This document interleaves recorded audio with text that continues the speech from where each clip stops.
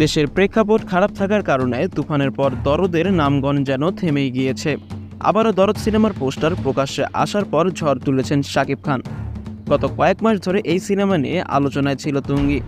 সেই আলোচনার পারদ বাড়িয়ে দিল ছবির প্রথম পোস্টার। বলা হচ্ছিল শাকিব খানের আসন্ন দরদ সিনেমার কথা। প্যান্ট ইন্ডিয়া ছাড়াও শাকিব খান বাদে সিনেমায় অভিনয় করেছেন বলিউড অভিনেত্রী সোনাল চৌহান। আগে জানা গিয়েছিল 14 ফেব্রুয়ারি ভালোবাসা দিবসে প্রকাশ করা হবে সিনেমার প্রথম লুক পোস্টার। সেটাই হলো ঘোষিত তারিখে প্রকাশ করা হলো সিনেমার প্রথম পোস্টার। শাকিবের প্রথম লুক প্রকাশ্যে আসতেই সামাজিক যোগাযোগ মাধ্যমে ঝড় শুরু হয়েছে। পোস্টারে দেখা মিলেছে বিধ্বংসী শাকিবের রক্তমাখা হাত, মুখ ও চুল এলোমেলো যেন শত্রুর বুকে কাঁপুন ধরে যায়। প্রিয়তমা সিনেমার পর আবারও প্রেক্ষাগৃহে ঝড় তুলবে শাকিব, সে বার্তাই যেন দিয়ে রাখলো দরদের প্রথম পোস্টার।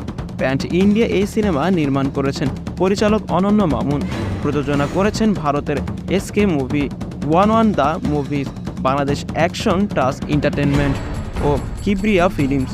সাইকো থ্রিলার ধর্মী এই সিনেমায় শাকিবের বিপরীতে আছেন সোনাল চৌহান। এছাড়াও দেখা যাবে টলিউড অভিনেত্রী পায়েল সরকারকে। খলনায়কের ভূমিকায় রয়েছেন রাহুল দেব।